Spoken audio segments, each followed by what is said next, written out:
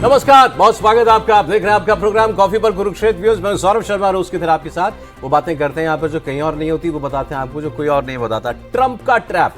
राष्ट्रपति Donald Trump मिले हैं पाकिस्तान के फील्ड मार्शल आसिम मुनीर से लंच पर व्हाइट हाउस में। अब ये खबर तो पुरानी हो गई।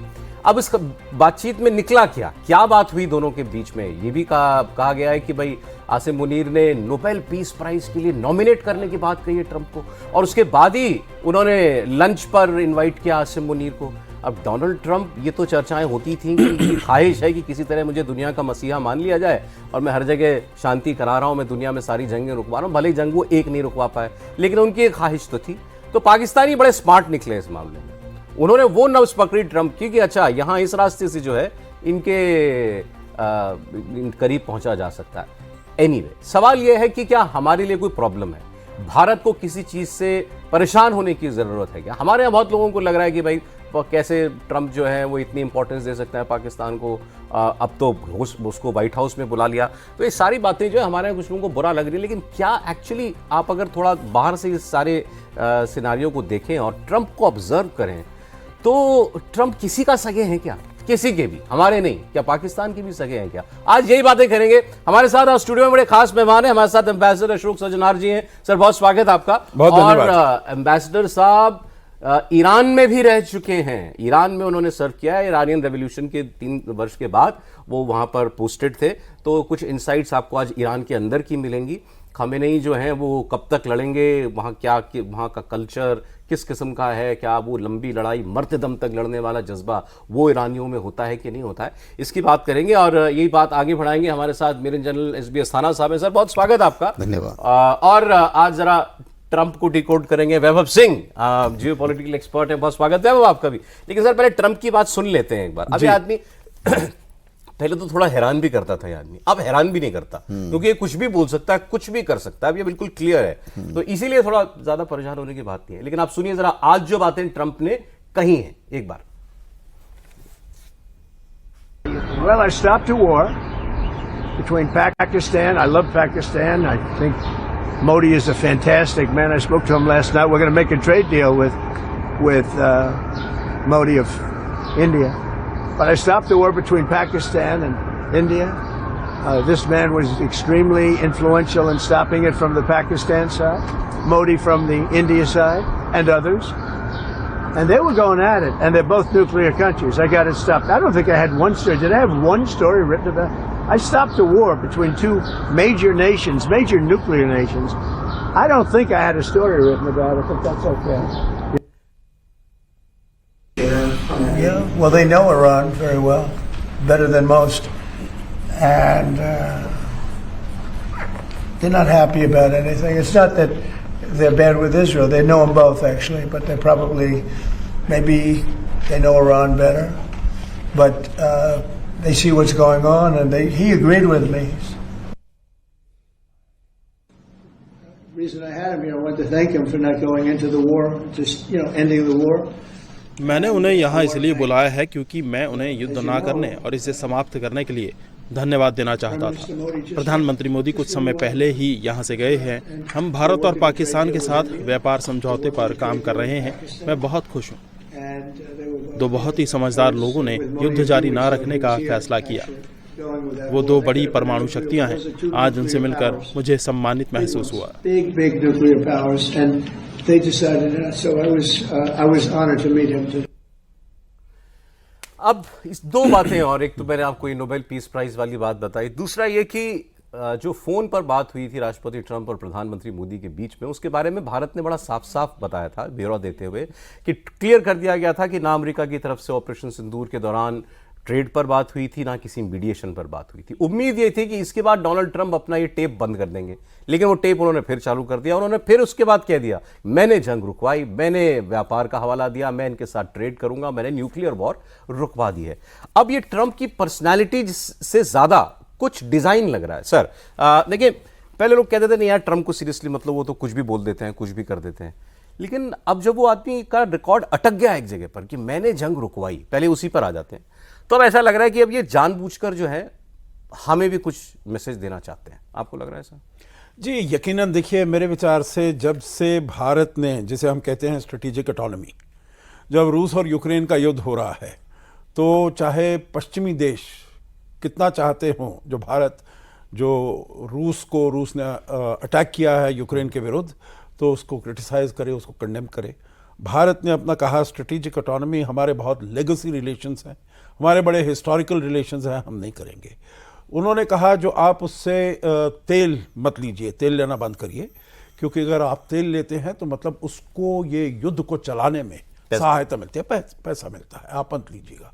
हमने कहा अगर हम नहीं लेंगे तो हमारी जो जनता है वो पूरी दुनिया में तेल का दाम बढ़ेगा और हम उसको बर्दाश्त नहीं कर पाएंगे, हमारी जो जनता है वो उसको बर्दाश्त नहीं कर पाएगी। तो ये हमको अपने राष्ट्रीय हित में हमको लेना ज़रूरी है।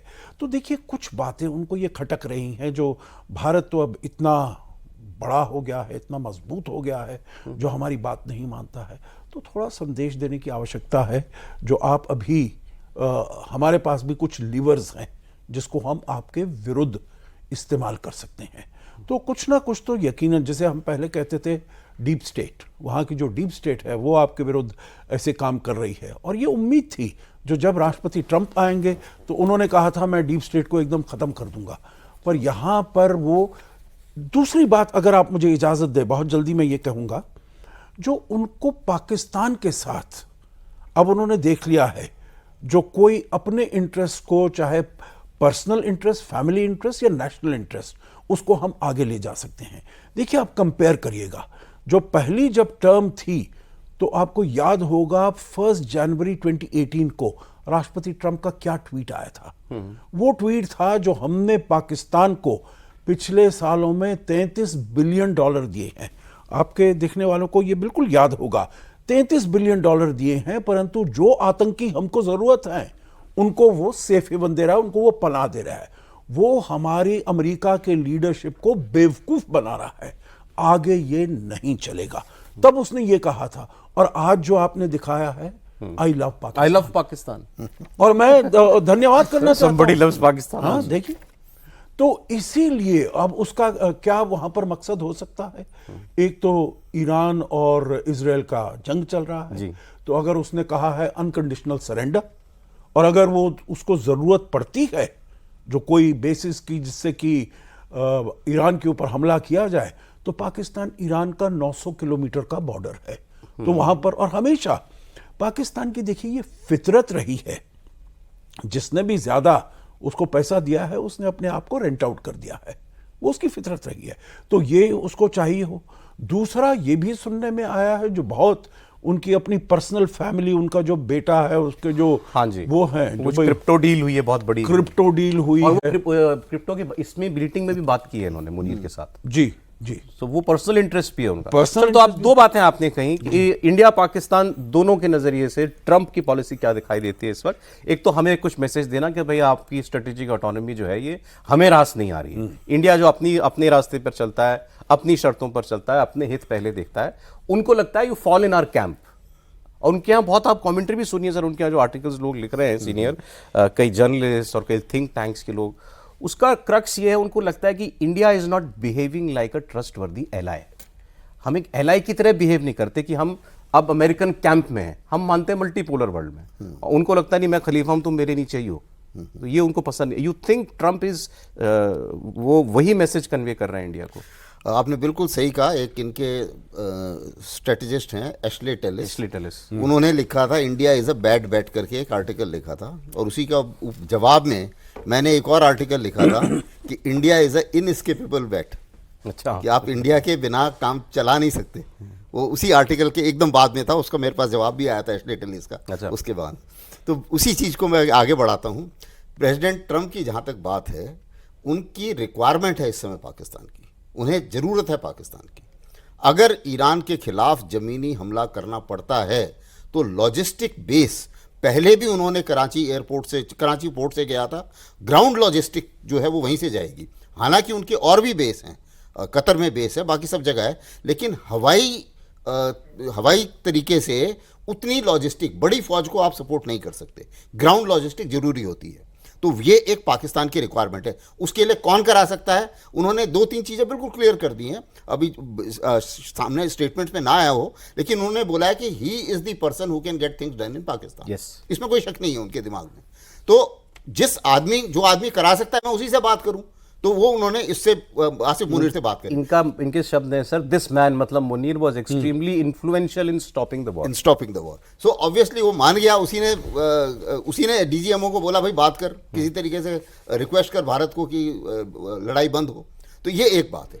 दूसरी चीज ये है कि ट्रंप को उन्होंने, मुझे लग रहा है इतने समय से ये लोग इनके नॉन नोटो एलाई हैं पाकिस्तान, उन्होंने इनको समझा भी है थोड़ा सा। अब उसकी चापलूसी कर दिया जी, पीस प्राइज में इसको मिलना चाहिए, एक बात।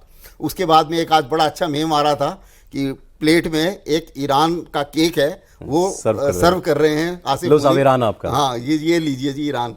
और उन्होंने पहले भी किया है, पैसे दे के उन्होंने पहले कुछ छुपाए टेररिस्ट अलकायदा के, फिर पैसे दे के एक करके अमेरिका के हवाले भी कर दिए। तो हाईएस्ट बिडर, जैसे एम्बेसडर साहब ने बताया था, बिल्कुल सही है कि वो बिकने को तैयार है हाईएस्ट बिडर के लिए। तो ये उनकी अभी आप कह रहे हैं पाकिस्तान को अमेरिका को प्ले करना आ गया है। हाँ, तो और पाकिस्तान ने काफी पैसा कमाया उनसे। वो जो टेरर इंडस्ट्री उन्होंने बनाई है, उनका एक कहना ये भी है कि इस इंडस्ट्री से हमें फायदा हुआ है। कुछ ये ईरान वॉर के लिए पाकिस्तान की जरूरत समझ में आती है, और पाकिस्तान पहले भी इनके साथ जंगों में रह चुका है, कोल्ड वॉर में भी रह चुका है, वो जो अफगानिस्तान और यूएसएसआर की लड़ाई में भी वो था, वो सब ठीक है ये करने के लिए, लेकिन उसको भारत के कंसर्न्स की अनदेखी करना जरूरी थोड़ी है। अब जब अभी ही फोन कॉल की बातचीत में भारत ने विदेश सचिव के स्तर से ये बात कह दी कि साहब no mediation and no trade talk happened, आपको कुछ घंटे के बाद दोबारा वही बात रिपीट करने की, डम नहीं है ना, ट्रंप इज नॉट डम। तो ये बात उनको ये ना समझ में आता हो कि भाई ये इंडियंस को पसंद नहीं आ रहा, मेरा ये कहना भारतीयों को अच्छा नहीं लग रहा है, तो कम से कम मैं इसको रिपीट ना करूं। बिल्कुल, उसका मेरे हिसाब से, हाँ मेरे हिसाब से उसका एक रीजन यही है कि ये 14 बार ये बोल चुके हैं, इस स्टेटमेंट को 14 बार दे चुके हैं कि मैंने लड़ाई रुकवाई। अब इस स्टेटमेंट से पीछे हटने में उन्हें खुद को तकलीफ हो रही है कि मेरी क्रेडिबिलिटी तो वैसे ही नहीं थी। सर दुनिया में वो आदमी खुद ही बोल रहा है इस बात को अकेला, और तो कोई बोल नहीं रहा, तो चुप हो जा भाई, मत बोल कम से कम। उसको, लेकिन उसके जो डीप स्टेट है और जो बाकी लोग भी हैं, उसने मुझे लगता है कि किसी ने चाहे मना किया भी हो, मानते तो है नहीं, वो बोल ही देते हैं जो उन्हें बोलना होता है। तो सबसे बड़ी चीज यही है कि उनको ये लग रहा है कि इससे पीछे कैसे जाऊं। और मोदी ने जो स्नब किया है, प्राइम मिनिस्टर मोदी ने, अगर आप ध्यान से देखें, सबसे पहले तो उन्होंने साफ बताया कि आपने नहीं कराया, हमने खुद करा, और हमने उनकी पाकिस्तान की रिक्वेस्ट पे करा सीज फायर, पहली बात। और उन्होंने ये भी कराया कि ना मुझे मध्यस्थता आज चाहिए, ना कल चाहिए, ना कभी और चाहिए। और ये पहले उनको व्हाइट हाउस में बोल के आए थे प्राइम मिनिस्टर मोदी। अब तीसरी चीज, जब प्राइम मिनिस्टर मोदी ने ये संदेश दिया उनको कि भाई मैं नहीं आ रहा हूं आपके पास, अब उनकी एक और, अगर आप स्ट्रेटजी देखें, उनकी स्ट्रेटजी क्या थी कि प्राइम मिनिस्टर मोदी को बुलाओ और इसको बुलाओ, तो इनडायरेक्टली और आमने सामने बैठा दो। नहीं, इनडायरेक्टली इन दोनों को इक्वेट कर दो। ओके, तो he is trying to actually equate, जैसे उसमें बोलते हैं हाइफेनेट करने के लिए। तो एक तरीके से वो इंडिया और पाकिस्तान, मोदी और आसिफ मुनीर, उसको इक्वेट करना चाह रहे थे, जो कि हमारे प्राइम मिनिस्टर की समझ में आ गया, हमारे डिप्लोमेट्स की समझ में आ गया, और उन्होंने सीधा उनको मना कर दिया। अदरवाइज आपने देखो, आज तक अमेरिका की हिस्ट्री में कभी ऐसा हुआ कि उन्होंने किसी को इन्वाइट किया, हेड ऑफ स्टेट को, और उसने बोला कि नहीं मैं नहीं आ रहा। बहुत रेयर। आपने कहा लेकिन कि मोदी ने स्नब किया ट्रंप को। हाँ, मोदी ने स्नब किया ट्रंप को, और ऑब्वियसली ट्रंप को बुरा लगा होगा, और ऑब्वियसली उनको बुरा लगा, तो वो और कुछ तो नहीं बोल सकते, तो उन्होंने बोला चलो एक बार और बोल देते हैं। इसे ये बिल्कुल वैसी बात है, अगर आपको याद हो, उन्होंने सीज फायर की रिक्वेस्ट की पाकिस्तान ने, और उसके बाद में जब सीज फायर हो गया तो एक राउंड और मार दिया उन्होंने। अच्छा, पहले अब ये वाली बात भी कर लूं मैं, ये नोबेल पीस प्राइज वाली, मुनीर जो है मुनीर ने कहा कि राष्ट्रपति ट्रंप को नोबेल पीस प्राइज के लिए नॉमिनेट किया जाना चाहिए, उन्होंने इतनी बड़ी वॉर रुकवा दी है। तो ये चापलूसी करना अच्छे से जान गए पाकिस्तानी अमरीकियों की। अच्छा, इनको शर्म भी नहीं आती कि दुनिया क्या कहेगी हमारे बारे में। आप ट्रंप ने ऐसा कौन सा काम किया है जिसके लिए उसको नोबेल पीस प्राइज मिले? वैसे कौन सी जंग रुकवाई उसने? देखिए, लाहौर में ना एक कहावत है कि शर्म या बेइज्जती उतनी होती है जितनी महसूस हो। जो महसूस ना हो वो बेइज्जती नहीं है। तो उनका जो थ्रेशोल्ड है ना पाकिस्तानियों का बेइज्जती का, वो बहुत ऊपर है, तो उसका स्कोप बहुत ज़्यादा है, तो वो हो सकती है। और देखिए, इंटेलिजेंस के जो लोग होते हैं ना, इंटेलिजेंस एजेंसीज के अंदर साइकोलॉजिकल प्रोफाइलिंग होती है, जो वर्ल्ड लीडर्स होते हैं, आपके जो टारगेट्स होते हैं या जिनको आपको मैनिपुलेट करना होता है। तो कासिम मुनीर ने खुद आपके ही प्रोग्राम पे मैंने कहा था कि he has spent more time in intelligence than regular army. तो उसने उसकी प्रोफाइलिंग करी है, उसको पता है कि ही इज अ नार्सिसिस्ट, ठीक है, एक नार्सिसिस्ट आदमी है। तो नार्सिसिस्ट आदमी को क्या चाहिए कि उसकी तारीफ हो, ठीक है, उसका आप गुणगान कीजिए और बताइए कि आपसे बेहतर कोई नहीं है। तो और बोलने में क्या जाता है, बोलने में पैसे तो लगते नहीं है, ठीक है, अगर बोलने के पैसे लगते तो ना भी बोलते, तो पैसे है नहीं, तो और पैसा भी इन्वॉल्व है वहाँ, और पैसा भी इन्वॉल्व है। और आप देखिए, उन्होंने उनको पता था कि ये चूंकि ये बिजनेसमैन आदमी है, व्यापारी आदमी है, कोई पॉलिटिकल लीडर तो है नहीं, कोई पॉलिटिकल स्ट्रगल से तो आई नहीं है। तो इनके अपने जो बिजनेस इंटरेस्ट है उनका ध्यान रख रहे हैं कि भाई उनके बच्चों की इन्वेस्टमेंट करानी है पाकिस्तान में, भले ही अपनी इकोनॉमी का भट्टा बैठ जाए उस क्रिप्टो के चक्कर में, लेकिन करा लो। व्यापार तो ये यहाँ भी करते हैं, ट्रम्प टावर यहाँ भी, इंडिया में भी है। यहाँ पे जो बिजनेस है वो कोई पॉन्जी क्रिप्टो स्कीम नहीं है। हाँ नहीं, यहाँ रियल एस्टेट बिजनेस वहाँ करते पे हैं। उनका नार्को का मनी है ना, जो इनकी सही बात बोल रहे हैं, जो नार्को मनी है और जो नंबर 2 का पैसा है पाकिस्तान और का। पाकिस्तान मिलिट्री के पास नंबर 2 का पैसा बहुत ज्यादा है, क्योंकि उनकी खुद की अपनी इंडस्ट्री है, वो लगाए, तो वो लगा रहे हैं उसके उसमें। जैसे जॉन किरियाको CIA के फॉर्मर ऑफिसर थे, वो पाकिस्तान में काउंटर टेरर के हेड थे। उन्होंने खुद ये बताया कि जो अफीम की खेती होती है अफगानिस्तान में, उन्होंने कहा कि मैंने कई बार मना किया वहाँ पे जाकर के, मैंने किसानों से पूछा, मैंने कहा कि तुम ये अफीम की खेती क्यों करते हो, आप सैफरन पैदा करो, ड्राई फ्रूट्स पैदा करो, इससे ज़्यादा रेवेन्यू वहाँ जनरेट होगा, लेजिटिमेट पैसा होगा, कम ह्यूमन एफर्ट आएगा, बिकॉज अफीम की खेती में मेहनत, फिजिकल मेहनत बहुत होती है एवरीडे की।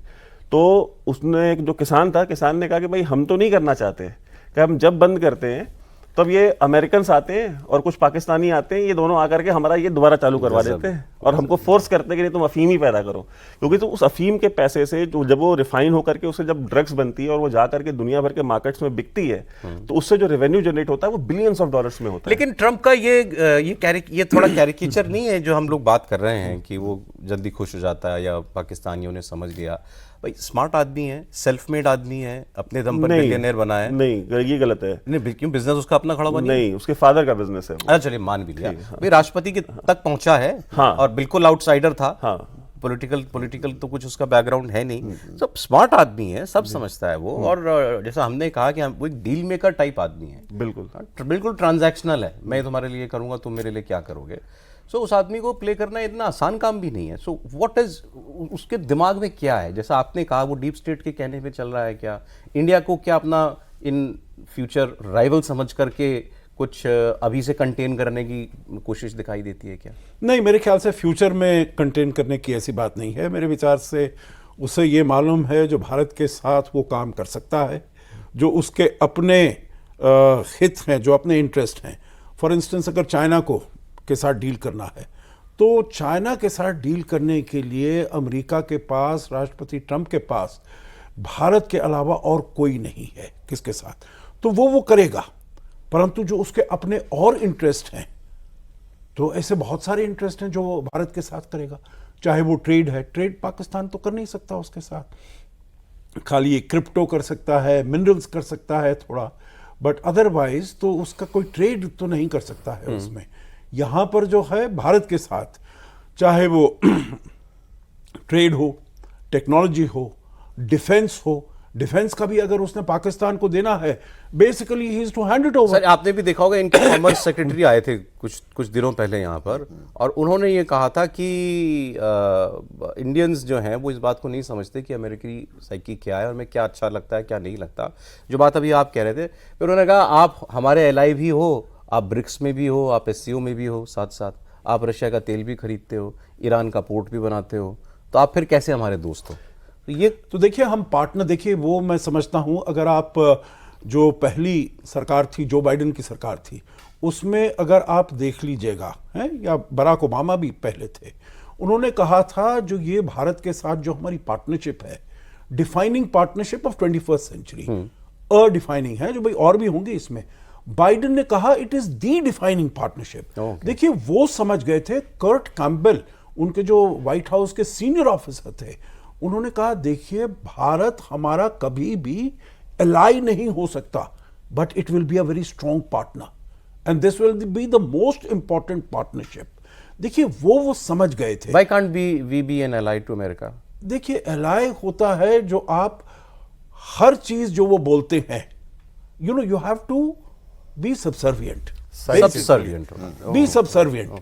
आप इतने 1.4 बिलियन पीपल है, आपकी सभ्यता 5000 साल पुरानी जाती है. How can you sort of make your, आपके इंटरेस्ट बिल्कुल अलग हो सकते हैं बड़े क्षेत्रों में.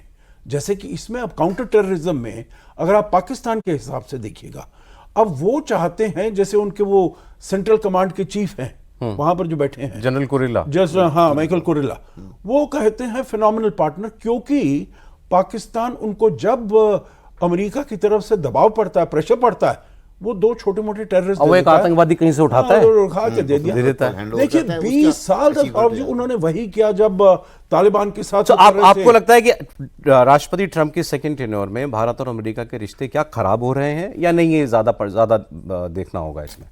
देखिए मैं ये समझता हूं जो जिन क्षेत्रों में हम कोलैबोरेट कर सकते हैं, और वो बहुत क्षेत्र हैं, ठीक है, बहुत क्षेत्र हैं, उसमें टेक्नोलॉजी हमको चाहिए.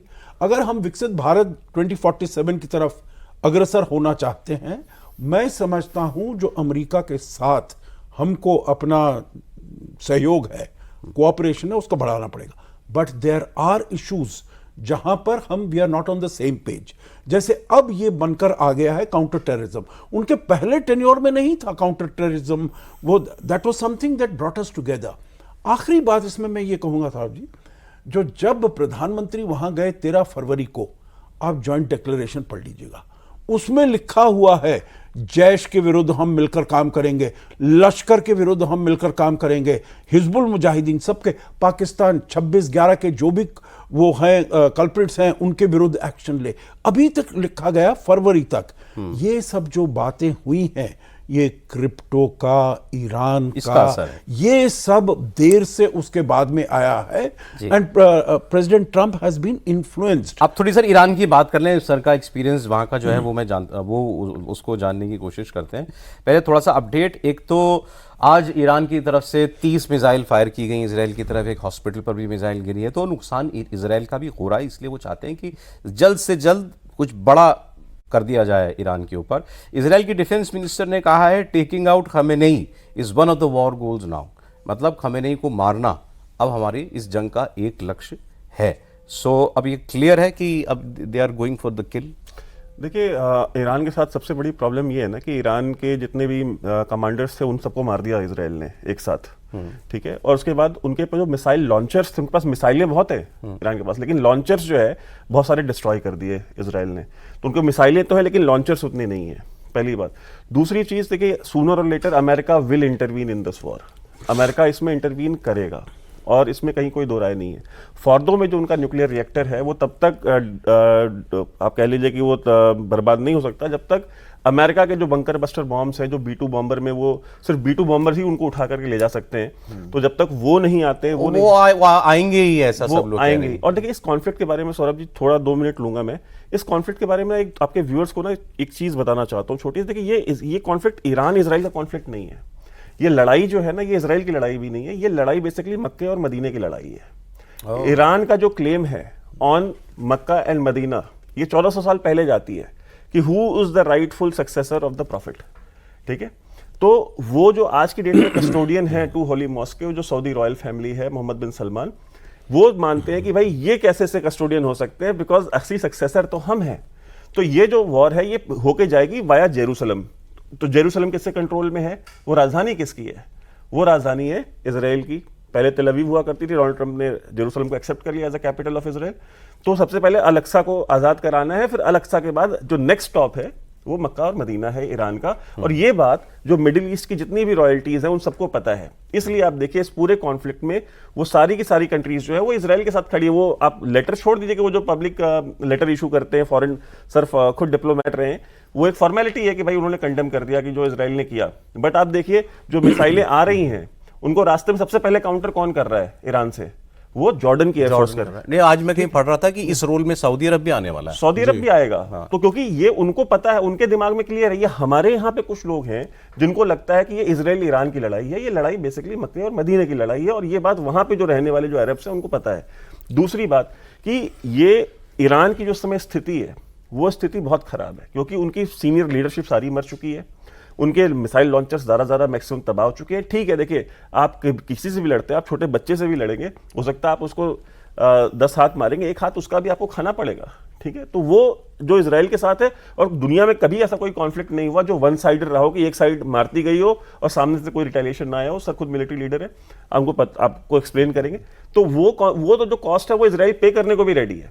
तीसरी चीज क्या है, इस कॉन्फ्लिक्ट में जो बड़ा कॉन्फ्लिक्ट इसके बाद शुरू होगा वो होगी सिविल वॉर, क्योंकि अगर रेजिम चेंज होती है, अगर ये रेजिम कोलैप्स करती है, तो जुंदुल्ला, आसिम मुनीर की आपने बात की, आसिम मुनीर के साथ उस आधे घंटे में क्या बात हुई होगी कि ISKP को कैसे यूज करना है ईरान के अंदर, ठीक है, जुंदुल्ला को कैसे यूज करना है। जुंदुल्ला जो कि पाकिस्तानी ISI चलाती है, एक सुन्नी, सब पाकिस्तानी बेस्ड है ना? हाँ, सब पाकिस्तानी बेस्ड है। और अभी कुछ दिन पहले, आज से तकरीबन मार्च के महीने में, अफगान इंटेलिजेंस, तालिबान अफगान इंटेलिजेंस ने, डायरेक्टरेट ऑफ नेशनल इंटेलिजेंस ने और बलोचों ने मिल करके तुर्बत में, बलोचिस्तान के ISKP का जो ट्रेनिंग कैंप था, सबसे बड़ा ट्रेनिंग कैंप जो कि ISI ने लगवाया हुआ था बोलान नदी के किनारे, वहां पे सर्जिकल स्ट्राइक की। और वहां पे जितने भी ट्रेनिंग कैंप में जितने भी ट्रेनिंग ले रहे थे टेररिस्ट, किसने किया? ईरान ने किया? ये नहीं, ये अफगान तालिबान ने और बलोचों ने मिलकर किया, जॉइंट ऑपरेशन किया था। तालिबान और आईसिस अलग, मतलब ये बिल्कुल, ये दोनों एनिमीज हैं, कट थ्रोट एनिमीज हैं। ये ISKP को, इस्लामिक स्टेट खुरासान प्रोविंस को, ISI ने बनाया था as a insurance policy against Taliban. So you are saying कि ये सब एक्टिव होंगे जब एनआरकी होगी ईरान में, तो ये सब वहां जाएंगे। तो आज जो मीटिंग चल रही है, आप देखिए आसिम मुनीर का जो स्टे है, मेरे ख्याल से धीरे धीरे 1 हफ्ता होने वाला है। इतना लंबा स्टे कोई भी आर्मी चीफ या कोई भी डेलीगेशन नहीं करता। तो ये सारी की सारी बातचीत चल रही है वहां पे कि इनको कैसे यूज करना है, नेक्स्ट फेज में क्या होना है। सर, अब आप कुछ क्लैरिटी आपको मिली कि क्या आयतुल्लाह का भविष्य क्या है? देखिए, जहाँ तक आयतुल्लाह के भविष्य की बात है, अगर वो जिंदा है तो रिजीम चेंज तब तक नहीं होगी जब तक वो जिंदा है। मारने की अनाउंसमेंट इजराइल ने कर दिया है कि भाई वो भी हमारा एम है। सक्सीड होंगे नहीं होंगे, कब तक होंगे, ये अभी इसका स्पेकुलेशन करना मुश्किल है। जहाँ तक अमेरिका के लड़ाई में घुसने की बात है, जैसे कि अभी बता रहे थे को पैनलिस्ट, इसमें कोई शक नहीं है कि बंकर बस्टर बॉम्ब के बिना उनका पूरा न्यूक्लियर आर्सेनल ख़त्म नहीं हो सकता, क्योंकि फर्डो जो है वो बिना उसके GBU-57 जो एमुनिशन है उसके बिना नहीं जा सकता। लेकिन अभी प्रेसिडेंट ट्रंप की विडंबनाएं कुछ अलग हैं। दूसरी सबसे पहली विडंबना ये है कि अगर मैंने बॉम्बिंग भी कर दी और इजराइल ने जितने भी मेरे बेसेस हैं मिडिल ईस्ट में उनको मारा, उनमें इतना एयर डिफेंस नहीं है जितना इजराइल के पास एयर डिफेंस है। अच्छा, उनका एयर डिफेंस कमजोर है, खत्म हो जाएगा। नहीं, इजराइल का एयर डिफेंस तो इजराइल को बचाएगा ना। हाँ, क्योंकि जो पॉइंट एयर डिफेंस होता है, क्योंकि पहले भी आप याद कीजिए जब उसको मारा गया था सुलेमानी को, तो ईरान ने मिसाइल मारी थी कि इनके एक बेस में, और उस बेस में वो इजराइल वो रुक नहीं पाई थी मिसाइल, वो गई थी, लड़ी, उसने फायर वहाँ पे असर किया था। तो ये इनको ये डर है, सबसे पहला तो डर ये है। और दूसरा डर ये है जो उसने बताया है कि भाई मैं जो गल्फ है उसका तेल बंद कर दूंगा। तो ये दो उसकी काबुलियत में है, ईरान की कैपेबिलिटी में अभी ये इतना है। दूसरी चीज़ ये है कि जो मिसाइल्स वो मार रहा है, ईरान में और ऐसे कंट्रीज़ में कैजुअल्टी सहने की ताकत थोड़ी ज़्यादा होती है बजाय इजराइल के, क्योंकि इजराइल की पॉपुलेशन बहुत कम है। तो अगर ये लंबा खिंचता है, अभी इजराइलीज भी काफ़ी हद तक उत्सुक हो रहे हैं कि ये जो भी हमें करना है जल्दी करें, और उनको सबसे बड़ा ये लग रहा है कि अब तक हमने यहाँ तक कर दिया। और नेतन्याहू इतने स्मार्ट हैं, वो बताना चाह रहे हैं प्रेसिडेंट ट्रंप को कि देखिए मैंने आपके लिए एयर स्पेस सेफ कर दी है, आपके बॉम्बर बिना परेशानी के उड़ सकते हैं, अब आप घुसिए इसमें। क्योंकि वो ये चाह रहे हैं कि अगर अमेरिका घुस गया तो फिर मेरे को परेशानी नहीं है, फिर अपने आप अमेरिका संभालेगा। तो ये कोशिश कर रहे हैं। अच्छा, और उसमें उनको ये भी कह रहे हैं वो कि आपकी हिस्ट्री बन जाएगी एक, और उन्हें खुद भी लग रहा है कि यार ये मेरे लिए भी ज़िंदगी में वो है ना, ये मौका नहीं मिलेगा, ज़िंदगी ना मिलेगी दोबारा वाला, तो ये कहानी है कि मौका नहीं मिलेगा दोबारा। तो उनको ये लग रहा है कि यार ये मौके में अगर ऐसा हो गया तो मैं भी अमर हो जाऊंगा, और मेरी जितनी करप्शन केस वगैरह है वो भी सब एक साइड हो जाएंगे, और मेरा अगला टेन्योर भी पक्का हो जाएगा। 20 साल से तो मतलब अभी वॉर का ट्रेजेक्टरी डिपेंड करेगा कि अमेरिका कितनी ताकत के साथ इसमें आता है। हाँ, सिर्फ बॉम्बर पे रखेंगे या और ज्यादा करेंगे, क्योंकि अब उनको कैलकुलेट ये करना पड़ेगा। एक अभी काफी चल रहा था, मैंने डिबेट सुनी थी इनकी अमेरिकन की, वो ये कह रहे थे कि नहीं सिर्फ हम बॉम्बिंग कैंपेन अगर ज्वाइन करें तो क्या होगा। तो उसमें फिर बार बार ये आ रहा था कि हो सकता है नहीं, एस्केलेशन डायनेमिक्स में आप नेक्स्ट लेवल पे अपने आप पहुंच जाएंगे। एक डेटा देता हूं आपको इस पर, अच्छा है, क्योंकि ये भी बात होती थी सर कि ट्रंप का जो होम बेस है उसको पसंद नहीं है कि अब आप जी, बिल्कुल। जंग शुरू की जाए। तो अब एक CNN पर एक मैं देख रहा था, एक पोल दिखा रहे थे, वो 70% अमेरिकन मानते हैं और चाहते हैं कि अमेरिका ईरान को किसी भी कीमत पर एटम बॉम्ब बनाने से रोके। 70% अमेरिकन, और ये 70% है तो डेमोक्रेट रिपब्लिक दोनों इसमें सारे ही हैं, तो उसमें ऑब्वियसली शेयर जो है वो रिपब्लिकन्स का ज्यादा ही होगा। सो मतलब कहने का ये कि ऑलमोस्ट 80% रिपब्लिकन्स भी चाहते हैं आप ईरान को तो रोको, इसके लिए ट्रंप को जो करना है वो करें। जी देखिए, आप बिल्कुल ठीक कह रहे हैं। जो वहाँ पर बाय एंड लार्ज, देखिए अगर दो चीज़ें मैं कहूँ, इतना पोलराइज्ड वो सोसाइटी है अमेरिका की, पर अगर दो चीज़ें जहाँ पर की कंसेंसस है काफ़ी हद तक, एक है जो चीन के विरुद्ध हमको खड़े रहना है। China is the biggest adversary, जिसके साथ हमारी सबसे ज़्यादा हॉस्टिलिटी है, वो चीन है। उसमें उनमें by and large across the divide Republican Democrats one. दूसरी है ईरान को लेकर, हाँ, जो भाई वहां पर न्यूक्लियर वेपन्स। परंतु एक वहां पर तबका है सौरभ जी, वो है मागा बेस, राष्ट्रपति ट्रंप का, जिसके मेक अमेरिका ग्रेट अगेन, जिसकी बेसिस पर वो आए हैं। अब वो मागा बेस का कहना है जो आपको फॉरेन वॉर्स में इन्वॉल्व नहीं होना है, इसी बेसिस पर वो अपनी ये इलेक्शन जीत कर आए हैं। तो इसलिए उनके जो सबसे मुखर बोलने वाले हैं, स्टीव बैनन है, टकर कार्लसन है, ये सभी कहते हैं जो इसमें हमको ईरान, इन सबको तो अब डिसोन कर दिया ट्रंप ने। हाँ, नहीं कर दिया है, परंतु फिर भी उन्हें उसका बहुत ध्यान है। और फिर तीसरी बात मैं इसमें यह कहूंगा, जो देखिए सभी को मालूम चल गया है, जब रूस और यूक्रेन का युद्ध शुरू हुआ था, सबने कहा 1 सप्ताह में खत्म होगा, 2 सप्ताह में, 1 महीने के अंदर तो खत्म होना ही है। आपको याद है बोरिस जॉनसन, जो बाइडेन ने एसाइलम दे दिया था जो वोलोदिमीर ज़ेलेंस्की को, आप आइए हमारे पास, क्योंकि आप तो टिक नहीं पाएंगे। वो 3 साल से लड़ रहा है। हाँ, आप तो टिक नहीं पाएंगे। 3.5 साल हो गए। अब यहां पर वो उन्होंने कहा ये तो एक छोटा सा देश है, कुछ है नहीं। तो जंग छिड़ेगी तो कितनी लंबी जाएगी, कोई नहीं लंबी जाएगी सर आखिर के कुछ मिनट में आपका ईरान का एक्सपीरियंस सुनना चाहता हूं जी। सो आप रेवोल्यूशन के बाद गए थे सर वहां पर? बिल्कुल बाद। सो आप अयोतुल्ला से मिले? अयतुल्ला खुमैनी से मिले। इनसे पहले वाले? हाँ, इनसे पहले वाले, ये तो उनके जैसे कहा जाए शागिर्द थे, और वो थे, ही वाज द वन जो कि पेरिस में थे, और 11 फरवरी 1989 को वहां से आए हवाई जहाज में, और उसके बाद सर क्या जज्बा है इन लोगों का, ईरानी लोगों का लड़ने का, और खासकर जो लीडरशिप है इनकी? जी देखिए, उनका जज्बा है, जो शिया लोग हैं उनका जज्बा है शहादत का, जो हम मार्टरडम को, हम लड़ते हुए मर जाएंगे, on the battlefield will die, और उसी से हम जन्नत जाएंगे, और जो कुछ हमें ग्रेटेस्ट रिवॉर्ड जो हमें मिलना है वो हमें ऑन द बैटलफील्ड शहादत का।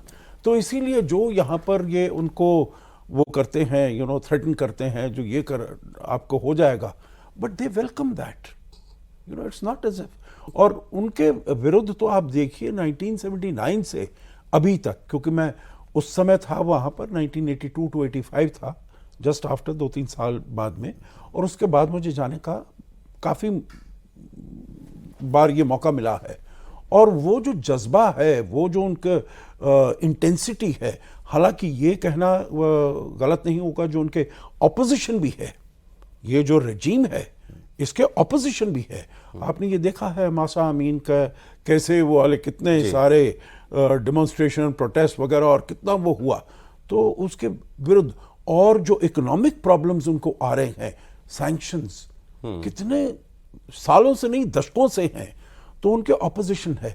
परंतु उनके जो कमिटेड है, जो IRGC रेवोल्यूशनरी गार्ड कमांडर पासदारान जिन्हें कहते हैं, उनमें ये बहुत ही कमिटमेंट और लॉयल्टी इनको खत्म करने के लिए काफी ताकत लगानी पड़ेगी, काफी ताकत। हाँ, मतलब ये अगर ये सोचें जो भाई ये भाग जाएंगे वहां से, जैसे और ये 15 अगस्त 2021 को अशरफ घनी साहब वहां से चले गए, ये अब ये असद चला गया, या अभी हाँ ये बशर अल सीरिया असद वाला चले गए। जी जी जी, ये नहीं करने वाली। हाँ, और देखिए वहां पर अमेरिका का $80 बिलियन अफगानिस्तान में उनका असला था, वेपनरी थी, सबको छोड़ छाड़ कर चले गए। हाँ, अमेरिका भागे कैसे? सर समय इतना ही था, लेकिन हाँ एक शॉर्ट कमेंट। हाँ, शॉर्ट कमेंट ये है कि देखिए ये जो वॉर शुरू होगी ईरान में, और ये जो सिविल वॉर शुरू होगी अगर खुमैनी को ये हिट करते हैं, और देखिए खुमैनी शियाओं के पास एक सिंगल लीडरशिप है, इमाम खुमैनी अगर वो आवाज देगा तो दुनिया भर से हजारों लाखों शिया ईरान पहुंचने में देर नहीं करेंगे।